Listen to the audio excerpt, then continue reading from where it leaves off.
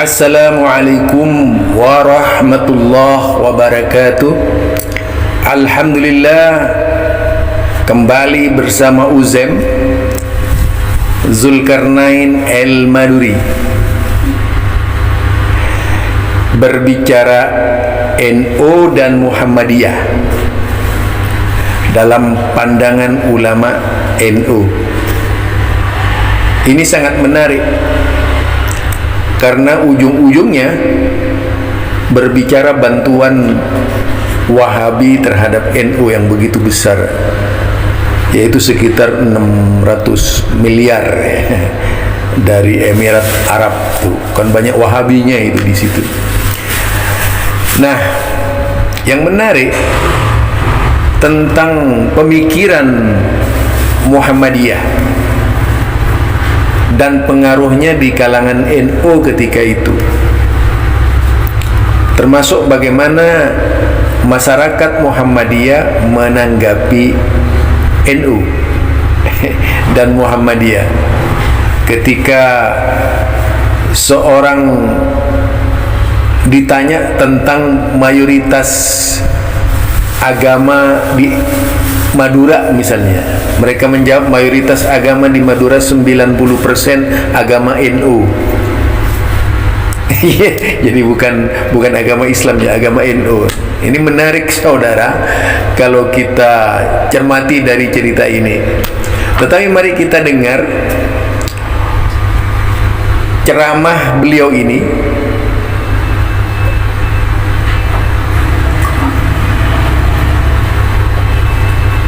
Cerita orang NU terutama di Jawa Timur, itu Madura, itu mayoritas NU, semua tahu itu. Saking kuatnya NU di Madura, itu belum ada gubernur kecuali NU di sana, wali kota, bupati NU, biasanya lurah NU. Bahkan saking kuatnya NU di Jawa Timur, di terminal Bungurasi Sidoarjo itu copetnya saja NU, copet NU itu saking kuatnya. Nah, Ki Ma'ruf cerita tahun 70-an itu ada orang Madura ditanya tentang bagaimana perkembangan NU. Nah, salah satu isi ceramah yang cukup menarik ya, yaitu yang cerita dari Ma'ruf Amin, wakil presiden, kepada beliau ini tentang fenomena NU di Jawa Timur itu, mulai dari bupati, wali kota, sampai camat, lurah, hingga RT RW-nya itu adalah NU. Yang lebih menarik lagi, sampai pencopet di Bungar AC seluruhnya adalah orang NU. ini lelucon bagus ini untuk kita cermati. Nah, mari kita dengar lagi. Madura, alhamdulillah Kiai, NU di Madura mayoritas ya. Oh, mayoritas.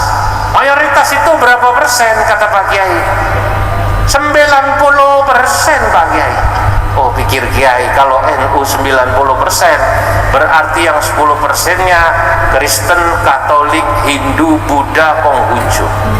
Nah, kata Kiai yang 10% tolong perinciannya bagaimana? Yang 10% Muhammadiyah Kiai. Jadi Muhammadiyah itu dianggapnya non-muslim apa ya? Nah, saking fanatiknya orang Madinah. Jadi dalam sebuah cerita ya, ini cerita lama, cerita dulu yang saya tahu ya, sebenarnya cerita dari cerita dari rakyat ke rakyat hingga sampai pada zaman sekarang ini, ketika ditanya tentang masyarakat Islam di Madura, berapa jumlah NU di Madura gitu. Bagaimana, berapa jumlah NU di Madura? NU ini kan identik dengan istilah Islam gitu. Mereka sudah meyakini bahwa selain NU itu bukan Islam. Nah, dalam tutur ceramahnya dikatakan bahwa NU itu jumlahnya 90%. Ketika dijawab tuh, ketika menjawab pertanyaan Kiai, berapa jumlah NU di Madura, masyarakat NU di Madura atau warga NU di Madura, dijawab 90% Pak Kiai. 90% Pak Kiai. Nah, kemudian Pak Kiainya bertanya lagi, yang 10% menurut Pak Kiainya itu kira-kira menurut Pak Kiainya itu yang 10% pasti Hindu, Kristen, Buddha dan sebagainya. Ternyata jawabannya si santri itu bukan menjawab seperti yang dimaksud oleh Pak Kiai. Yang 10% itu Pak Kiai adalah Muhammadiyah. Yaitu 10% disamakan dengan agama Kristen ya, Hindu, Buddha dan sebagainya. Ini apa, senda gurau dahulu kala, lelucon dahulu kala yang sampai kepada kita hingga sekarang ini. Memang kenyataannya itu ada perbedaan yang signifikan. Fanatisme yang tertanam di dalam tubuh warga NU dan Muhammadiyah itu jauh berbeda. Masalah sekolah saja, kalau ditanya itu menurut sang kiai ini, dia tidak menjawab sekolah di Muhammadiyah, tapi sekolahnya Kiai Haji Ahmad Dahlan. Nah, ketika dijawab sekolahnya Kiai Haji Ahmad Dahlan, menurut bapaknya, ya nggak apa-apa, yang penting jangan masuk Muhammadiyah. Nah, kenyataan seperti ini itu terjadi di mana-mana, sampai di Malang.